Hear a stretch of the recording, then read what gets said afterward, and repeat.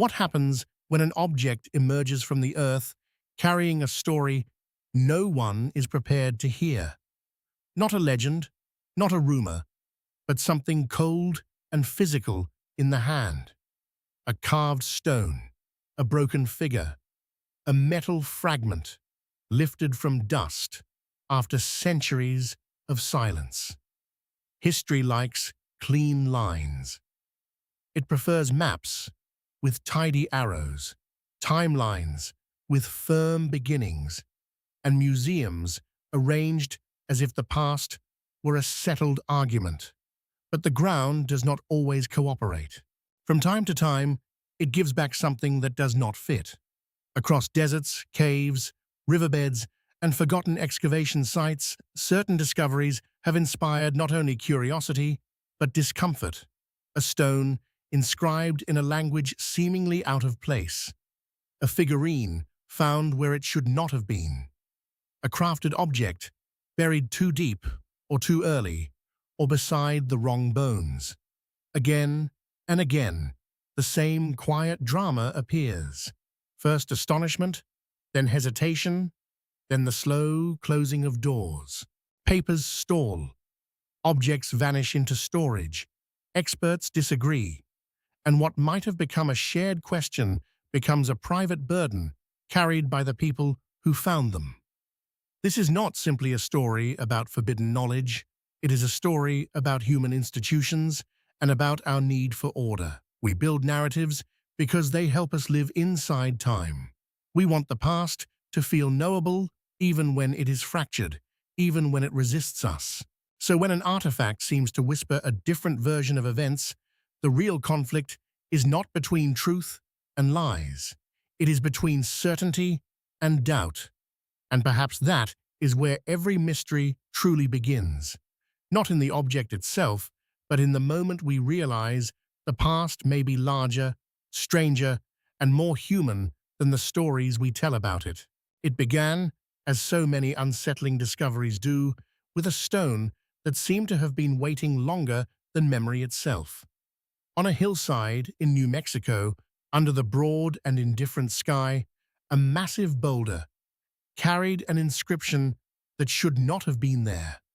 Its surface bore the shape of an older language, one that appeared to have crossed not only distance, but centuries.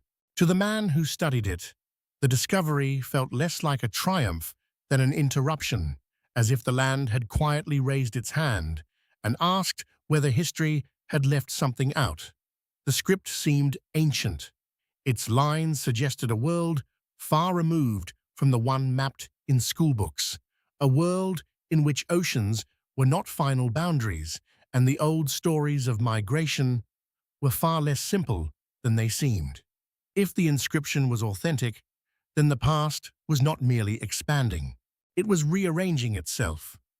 That is often the deeper disturbance of an artifact. Not that it adds a new fact, but that it forces old certainties to loosen their grip. Yet evidence does not move through the world alone. It passes through gatekeepers, reputations, institutions, and invisible lines of permission. What was first received with curiosity soon met a colder atmosphere. Doubt arrived quickly, not always in the form of open debate, but in delay, avoidance, and the subtle pressure that tells a researcher which questions are safe to ask and which ones will leave a mark. The stone remained, but around it, silence gathered. And so the object became two things at once. It was a physical artifact, carved and weathered under sun and time. But it also became a mirror reflecting a different human story, our fear of being wrong, our attachment to order, our reluctance to let the past speak in an unfamiliar voice. When something old refuses to fit the world we have made, do we study it more closely, or do we begin, almost without noticing, to look away? Far from the American Southwest, in the dry hush of another landscape, shaped by wind and age, a different kind of object emerged from the ground. It was small enough to hold, yet heavy with implication. A figure, a fragment, a crafted form that seem to belong to a chapter of human history not fully written. Archaeology often begins with measurements and layers, with brushes and notebooks and careful hands. But every so often, a discovery arrives with a strange emotional weight, as though the object has carried more than matter through time. It has carried contradiction. The team that uncovered it understood that immediately. The artifact did not simply add to a collection of known things. It unsettled categories. Its style, material, or placement suggested connections that were difficult to explain using the accepted pathways of culture and migration. Such moments are rarely dramatic in the cinematic sense. No thunder splits the sky. No one announces that history has changed. Instead, the disturbance is quiet. Specialists lean closer. Conversations grow more cautious. Words like context, contamination, anomaly, and misidentification begin to circulate, each one partly scientific and partly defensive. This is the paradox at the heart of discovery. Science depends on openness, yet institutions depend on stability. A surprising object is welcomed only up to the point where it can still be folded back into the existing order. Beyond that threshold, curiosity can harden into resistance. The artifact may be removed for testing, for protection, for further review. That language is familiar and often reasonable, but sometimes it also marks the moment when an object stops belonging to the wide field of shared inquiry and enters a narrower world of restricted access and controlled interpretation. What remains for the rest of us is not certainty, but a human question. Why do some objects travel easily into public memory, while others seem to disappear into locked rooms and hesitant footnotes? Perhaps because the past is never just about what happened. It is also about who gets to describe what happened, and how much uncertainty a culture is willing to bear before it begins turning mystery into silence. In a cave where sunlight barely entered, the past survived in a language older than speech. Stone walls held the fading trace of hands, animals, symbols, and marks whose meaning may never be fully translated. For archaeologists, such places are less like rooms than thresholds. You step inside expecting to document pigment and age, but what you often encounter is something more intimate, evidence that people long gone still wanted to be seen, still reached across time with color, gesture, and belief. Then came an object found near those ancient surfaces, something portable, deliberate, and difficult to dismiss. It may have been a ritual item, a tool, or a crafted piece whose purpose had been forgotten long before modern eyes touched it. What mattered was not only the artifact itself, but the context that gave it a strange force. Found in proximity to images already treated with reverence, it seemed to suggest that the cave had been more than shelter. It may have been a theater of memory, a sanctuary of meaning, a place where practical life and inner life briefly became the same thing. That possibility can be unsettling in an unexpected way. Modern people often speak of prehistoric communities as if they lived only at the level of survival, bound to weather, hunger, and instinct. But each discovery of symbolic complexity pushes against that reduction. The farther back we look, the more often we find signs of minds not merely enduring the world, but interpreting it. And when a confiscated object hints at spiritual or cultural sophistication beyond what scholars once assumed, the real challenge is not technical. It is imaginative. To accept such a find is to admit that human depth did not arrive recently.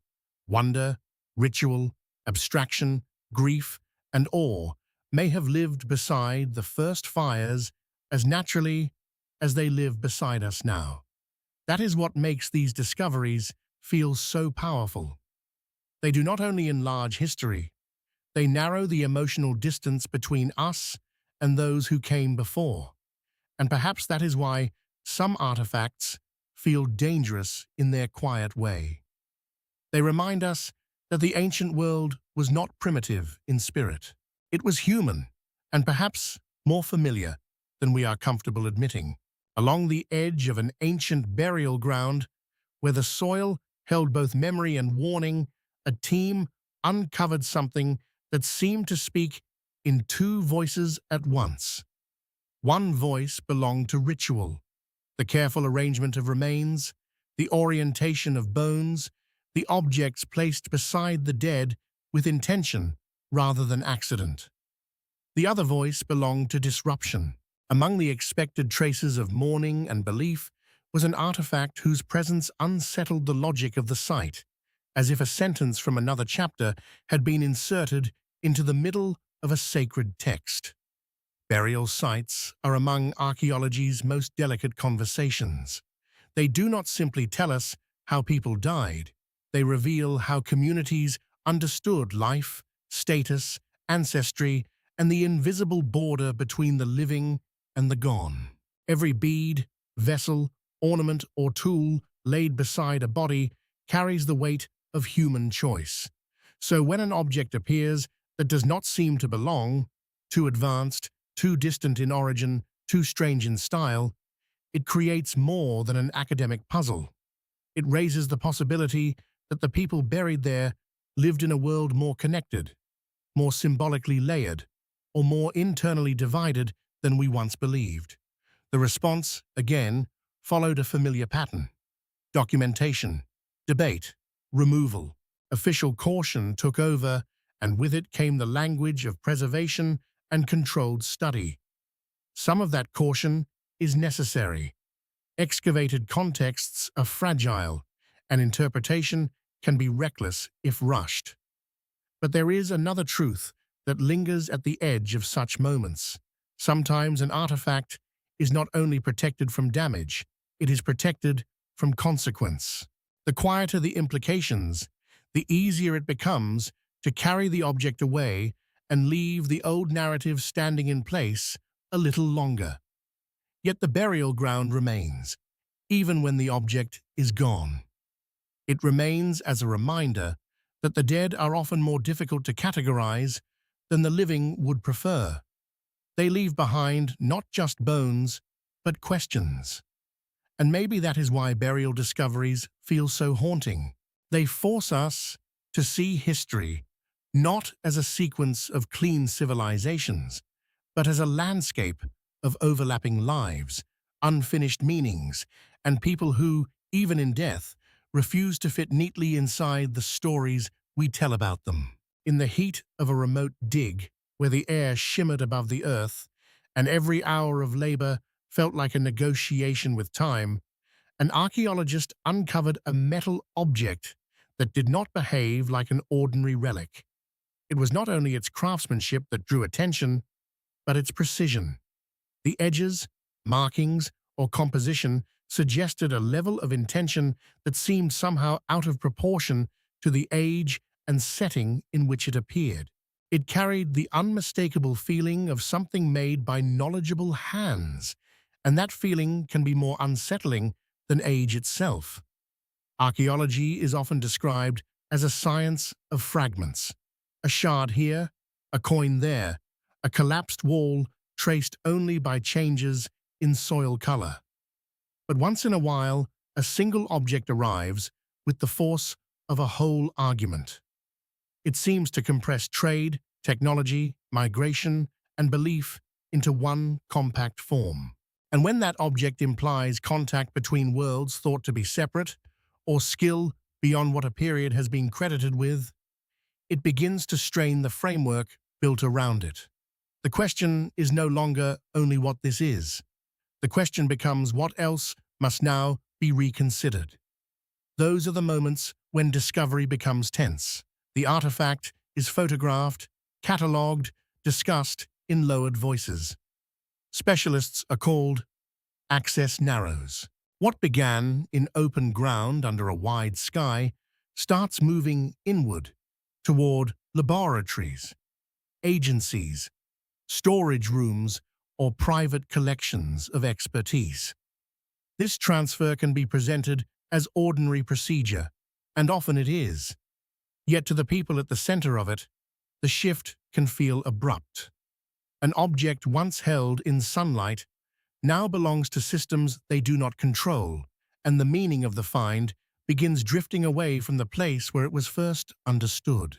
Perhaps that is the hidden emotional cost of these discoveries. Not simply that something rare is found, but that the finder often loses it twice. First, to authority, then to uncertainty. The artifact leaves the hand, and with it goes the fragile clarity of the original moment. What remains is a memory of astonishment, and a question that lingers long after the object is sealed away. How many turning points in human history began as small pieces of metal lifted from the dust, only to vanish before the wider world learned how to ask what they meant? It started with something almost easy to overlook.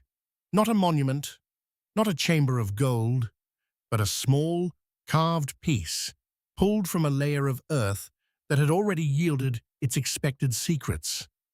Discoveries like that often arrive without ceremony. A brush clears the dust, a glint or contour appears, and someone pauses because the object in the soil seems to carry an intelligence all its own. In that pause, before any official label is attached, the artifact is still free. It is still only itself. What made this one remarkable was not simply age, but implication. The carving suggested symbolism beyond decoration, perhaps a map of beliefs, a coded social marker, or evidence of artistic traditions that did not belong where it was found. The object seemed to hint at a forgotten route between people, ideas, and rituals separated by geography, yet connected by something deeper than chance. Archaeology often teaches us that civilizations were less isolated than we once imagined. Trade moved not only goods, but metaphors. Images traveled. Meanings crossed mountains and seas before empires ever named them. And still, resistance forms quickly when an object threatens familiar boundaries. What the public imagines as a bold search for truth is often, in practice, a careful choreography of permissions, institutions, and professional risk. A find that opens exciting possibilities can also create quiet discomfort. The easier it is to dismiss an anomaly as intrusion, error, or misunderstanding, the less pressure there is to rethink established histories. So the artifact is taken for examination. Reports become tentative. The language around it grows technical, and in becoming technical, strangely distant. Yet the deeper question remains personal. Why do human beings create symbols at all? Why carve meaning into stone, bone, shell, or clay? Unless there is something inside us that refuses to let experience disappear. Every artifact of this kind is more than evidence of skill. It is evidence of longing, the longing to leave a trace, to make thought visible, to tell unknown strangers that we were here and that our inner lives mattered. Perhaps that is what becomes most difficult to contain. Not the object itself, but the recognition that across all time, people have been trying to speak to one another through silence. At the bottom of a trench, cut through layers of forgotten centuries, the earth revealed an object that seemed to carry both beauty and disturbance. It may have been a vessel, a ceremonial fragment, or a worked piece of stone shaped with unusual care, but whatever form it took, it resisted being ordinary. Its lines suggested design, but also intention. It was the kind of discovery that makes a dig fall silent for a moment, because everyone present senses the same thing at once. This object does not simply belong to the past.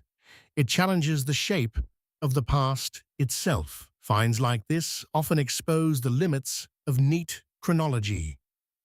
We like to imagine history as a staircase, each step resting securely on the one before it. But real human life rarely moves in such orderly progression. Knowledge appears, disappears, and reappears. Techniques are learned, forgotten, adapted, and carried across landscapes by people whose names will never survive. When an artifact seems too refined for its setting, or too symbolically dense for the era assigned to it, the temptation is to force it back into a familiar category. That impulse is understandable. It is also revealing, because beneath every debate over authenticity or interpretation lies another question. How much complexity are we willing to grant those who came before us?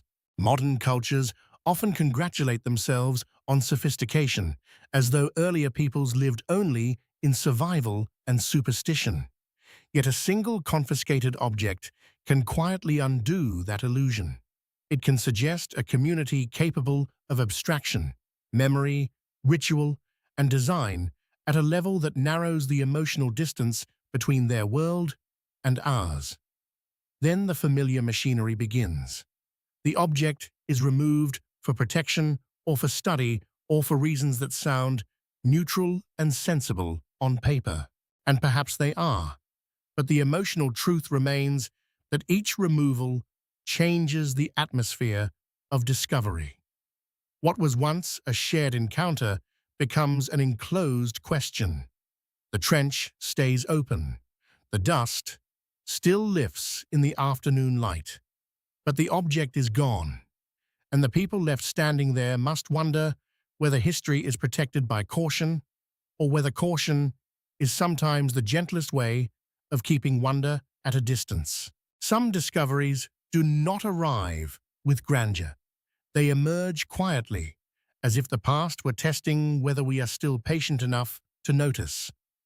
In a field site, marked by repetition, measured squares, labeled bags, the steady discipline of excavation, an object surfaced that seemed to change the emotional temperature of the entire place.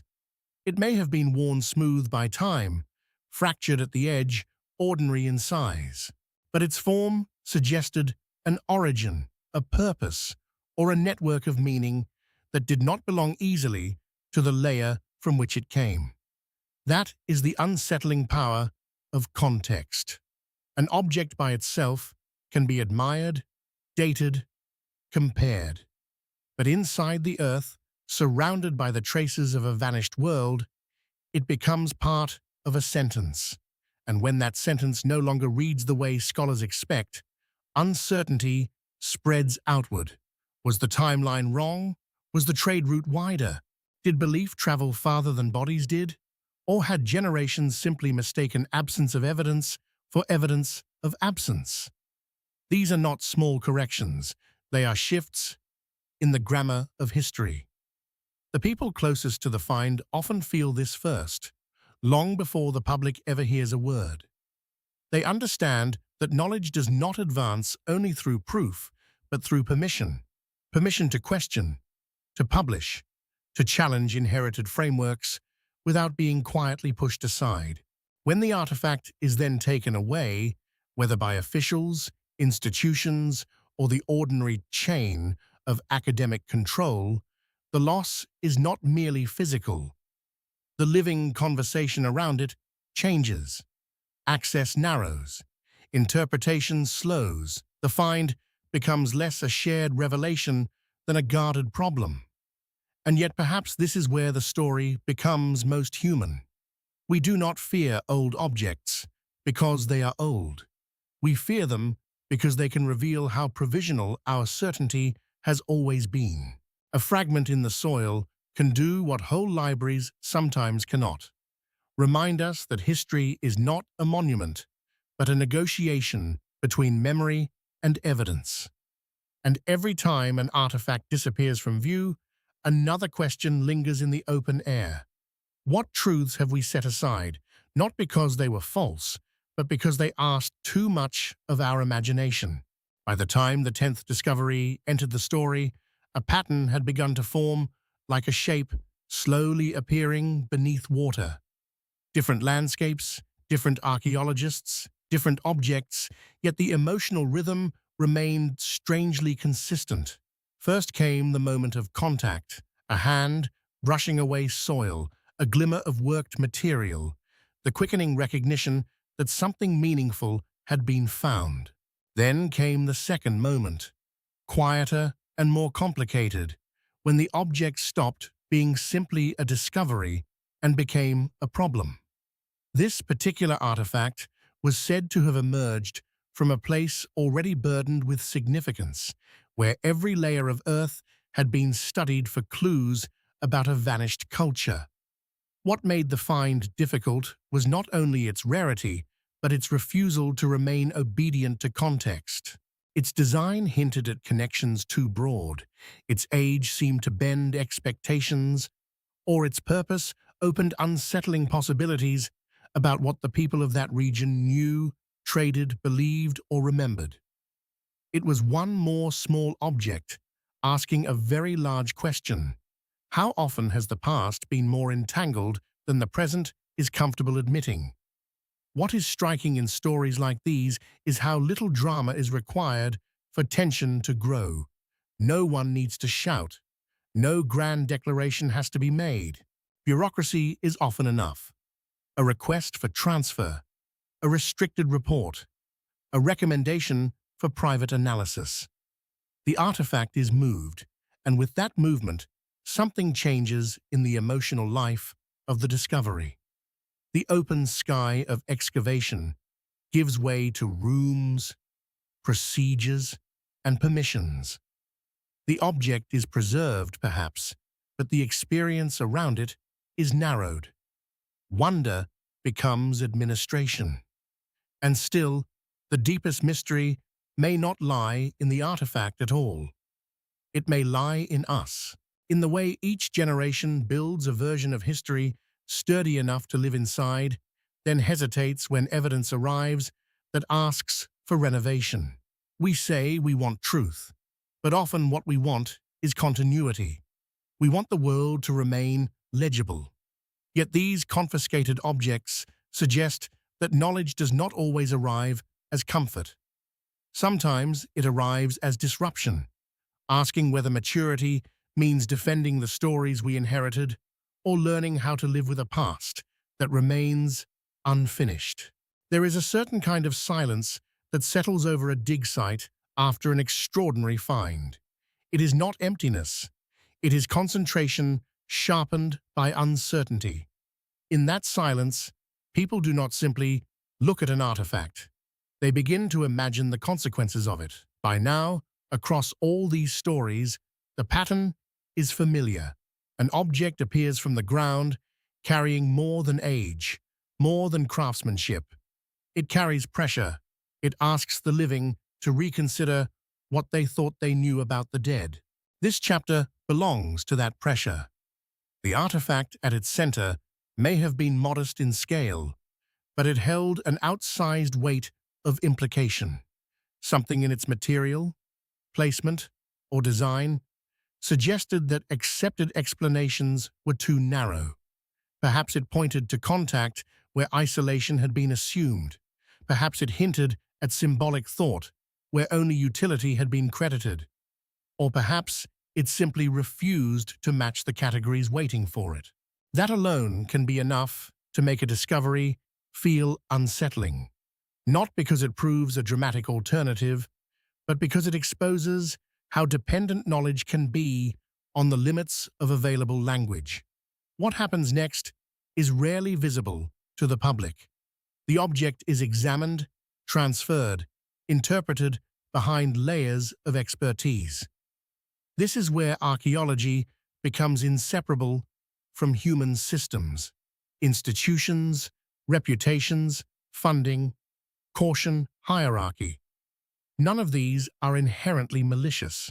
They are part of how serious knowledge is protected and tested, but they also shape which mysteries are explored with enthusiasm and which are handled with restraint. The artifact survives, yet its meaning enters a narrower corridor. And so the question deepens. Perhaps the real story was never only about confiscation. Perhaps it is about translation, about what is lost when a living moment of wonder is absorbed into official process. Every civilization leaves fragments behind, but fragments do not speak on their own. They depend on us, with all our caution, fear, intelligence, and longing. When we uncover something that does not fit, are we hearing the past more clearly at last, or only discovering the quiet edges of our own imagination? Imagine a table in a secure room, fluorescent light falling across an artifact that only hours earlier lay buried beneath open sky. Dust has been brushed away. Measurements have begun. Gloves replace bare hands. Around it stand people trained to be careful, rigorous, skeptical. And yet in moments like these, even expertise cannot fully hide a more vulnerable truth. Everyone in the room senses that objects can alter more than records. They can alter the emotional balance between what is known and what is merely believed to be known. The 12th story turns on that fragile balance.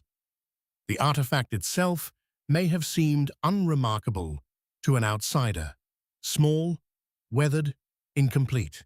But archaeologists know that significance is not measured by size. It is measured by relation. Where was it found? Beside what? Beneath which layer? In connection to what kind of architecture, burial, inscription, or tool? A single misplaced object can challenge an entire sequence of assumptions. A single crafted form can imply that human movement, exchange, or imagination once extended farther than the maps in our minds. That is what makes confiscated discoveries so quietly powerful. They reveal that history is not only evidence, it is interpretation under pressure. The more a find asks scholars to reconsider long-settled frameworks, the more carefully that find is handled, described, and sometimes withheld. Caution may be justified. Extraordinary claims do deserve scrutiny, but scrutiny has a human side. It can protect truth, and it can also delay our willingness to recognize it. Between those two possibilities lies one of the most delicate tensions in every field that studies the past. Perhaps that is why these stories remain with us. Not because they offer easy revelations, but because they remind us that knowledge is never as impersonal as we pretend. Every discovery passes through human hands before it enters history, through judgment, doubt, pride, discipline, and fear. And somewhere in that passage, the artifact asks its final question. When the past returns carrying something unfamiliar, do we have the humility to let it remain unfamiliar long enough to teach us something real? By the final chapter before the ending, the story no longer belongs to any single artifact. It belongs to a pattern of encounters between human expectation and the stubborn independence of the past. Across deserts, caves, burial grounds, and excavation trenches, each object has seemed to carry the same quiet message. History is not a finished building. It is a landscape under constant revision, shaped as much by what we fail to understand as by what we manage to prove. This last discovery, before the conclusion, feels different only because, by now, we know how to recognize the emotional shape of it. The object emerges. It unsettles. It is examined, questioned, removed. Whether it is stone, metal, carved bone, or ceremonial fragment, matters less than the role it plays. Once again, something small forces open a larger uncertainty. It hints that human beings in another age may have traveled farther, thought more symbolically, traded more widely, or remembered more deeply than our conventional narratives allow. And once again, the response reveals as much about the present as it does about the past. Because every confiscated artifact tells two stories at once. One is the story of the people who made it, used it, carried it, buried it, or left it behind. The other is the story of us, our institutions, our methods, our caution, and our unease when evidence resists the comfort of familiar explanation. We tend to imagine knowledge as a growing light, steadily illuminating everything it reaches, but often it behaves more like a moving beam in the dark, revealing one surface clearly while leaving another in shadow. What we call certainty may simply be the portion currently lit, and so we arrive at a more difficult understanding. The value of these objects may not lie in whether each one rewrites history in dramatic terms. Their deeper value is that they remind us how history actually lives, through fragments, disagreements, interpretations, and the ethical burden of not forcing the unknown into premature clarity.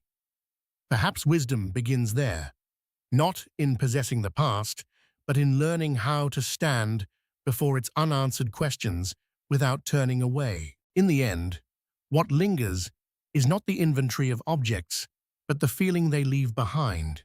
A stone lifted from desert soil, a carved fragment found in darkness, a metal form emerging from dust with the quiet force of contradiction.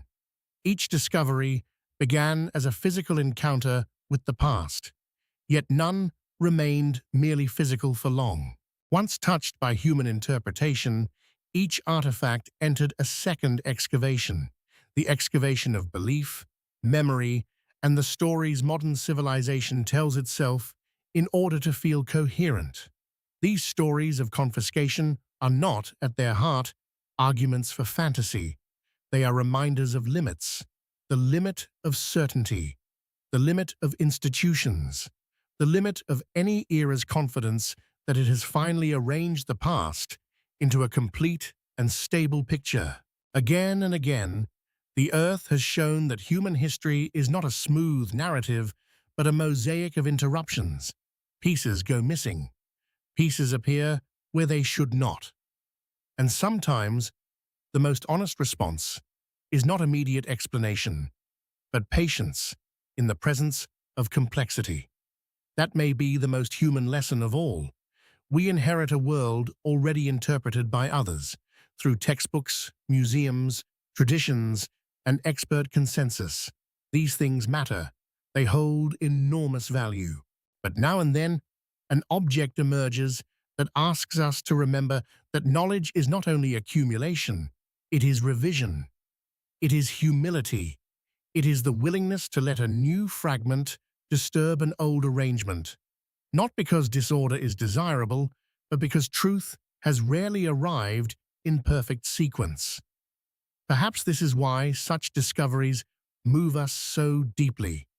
They do not only tell us about ancient people, they tell us about ourselves, about our desire for certainty and our fear of ambiguity, about the strange tenderness of trying to understand those who can no longer speak, except through the things they left behind.